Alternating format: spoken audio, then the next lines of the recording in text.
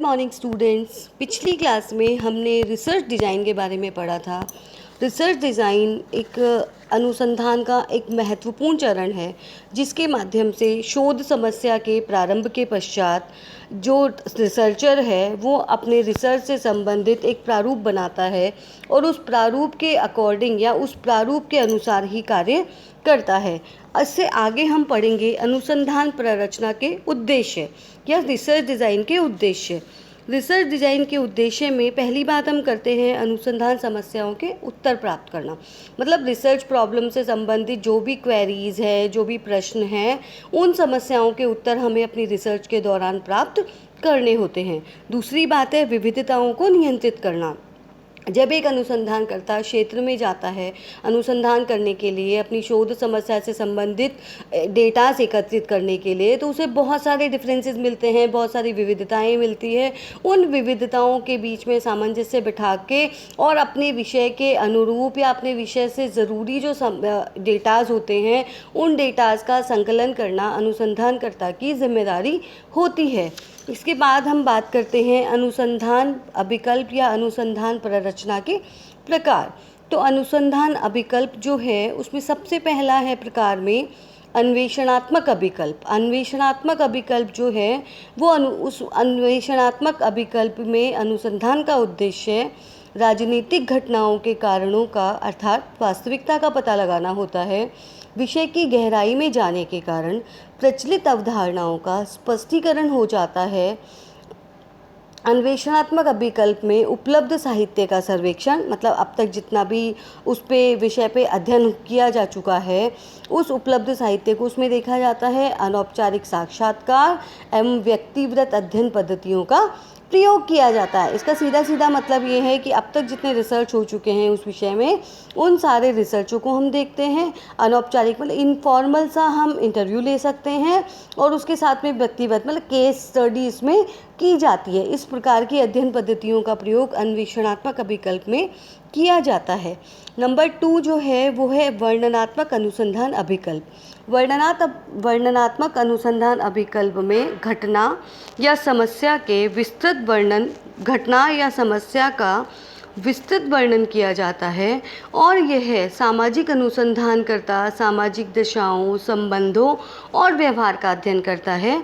इस प्रकार के अभिकल्प का उद्देश्य यथार्थ एवं पूर्ण सूचनाएं प्राप्त करना होता है। ये सूचनाएं किसी समूह, संगठन या स्थिति से संबंधित हो सकती है। वर्णनात्मक अनुसंधान में हम निम्न चरणों के माध्यम से अपने अनुसंधान को पूरा करते हैं। इसमें पहला है उद्देश्यों का निरूपण, मतलब जिस उद्देश्य को लेकर अनुसंधान किया जा रहा है या शोध किया जा रहा है उस उद्देश्य की पूर्ति उसमें होनी चाहिए।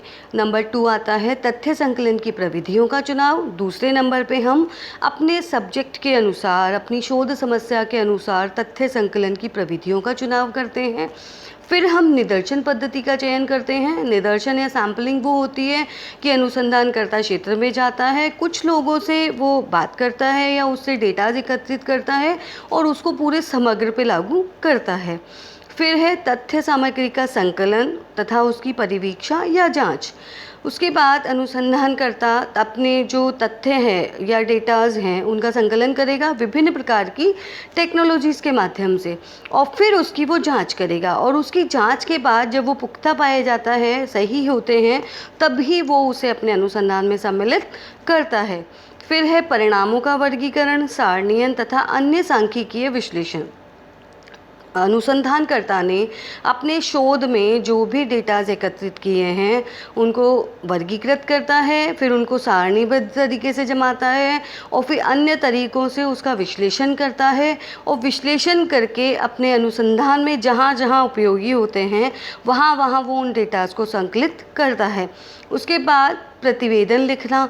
अनुसंधानकर्ता अपने क्षेत्र में जितने भी उसको एक्सपीरियंसेस हुए हैं उन सबको लेकर के अपने डेटाज को एकत्रित करके अपना प्रतिवेदन लिखता है और एक तरह से ये उसका रिसर्च कंप्लीट हो जाता है।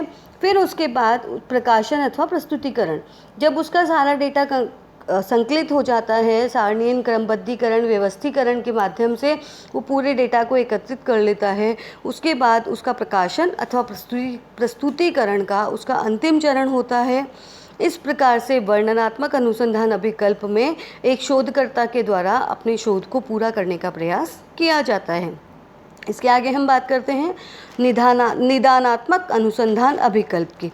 इस प्रकार के अभिकल्प का उद्देश्य समस्या के वास्तविक कारणों का पता लगाकर उसके समाधान प्रस्तुत करना होता है, और समाधान प्रस्तुत करने का लक्ष्य रखने के कारण इन्हें निदानात्मक अभिकल्प कहा जाता है।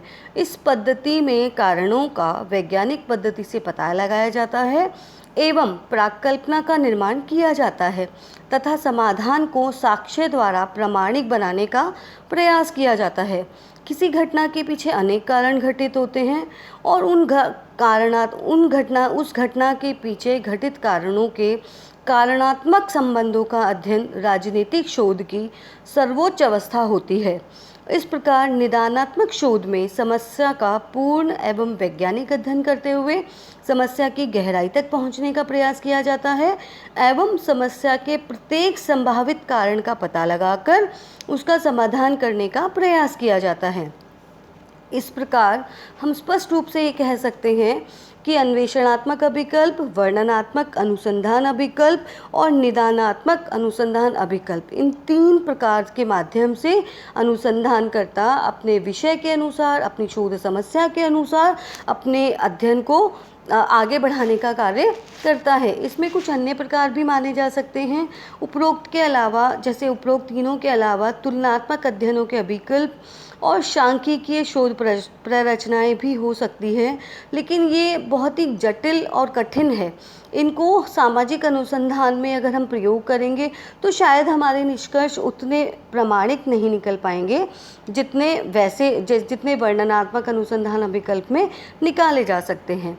इस प्रकार हम ये कह सकते हैं कि अनुसंधान प्ररचना या अनुसंधान अभिकल्प एक सफल शोध कार्य के लिए बहुत ही आवश्यक है और सफल शोध कार्य के लिए महत्वपूर्ण सिद्ध होने वाले आधारों को शोध प्ररचना प्रस्तुत करती है। सेल्टिच व अन्य के अनुसार अन्वेषणात्मक अनुसंधान उस अनुभव को प्राप्त करने के लिए आवश्यक है जो कि अधिक निश्चित अनुसंधान के हेतु संबद्ध प्राकल्पना के निरूपण में सहायक होगा। इस प्रकार हम ये कह सकते हैं कि किसी भी शोधकर्ता को अपने अनुसंधान को सफल बनाना है, आगे बढ़ाना है, समाज के लिए उपयोगी बनाना है, तो उसे विभिन्न प्रकार की पद्धतियों का, विभिन्न प्रकार की वैज्ञानिक पद्धतियों का प्रयोग करके अपने अनुसंधान की समस्या के अनुसार उसका रिसर्च करके ही उसे अपने अनुसंधान को आगे बढ़ाना चाहिए। और उसमें अनुसंधान प्रकल्प या अनुसंधान प्ररचना जो है वो उसको बहुत हद तक मददगार साबित होगी, क्योंकि शोध से पूर्व ही वो शोध की योजना बना ली जाती है और जब व्यक्ति किसी प्लानिंग से कार्य करता है तो वो कार्य ज़्यादा अच्छे तरीके से सफल हो सकता है। और अगर हम बिना प्लानिंग के कार्य करेंगे तो शोध में तो बिना प्लानिंग के कार्य करना संभव ही नहीं है। तो शोध को आगे बढ़ाने के लिए, अनुसंधान करने के लिए किसी भी विषय में शोध प्ररचना का निर्माण किया जाना अति आवश्यक होता है। धन्यवाद।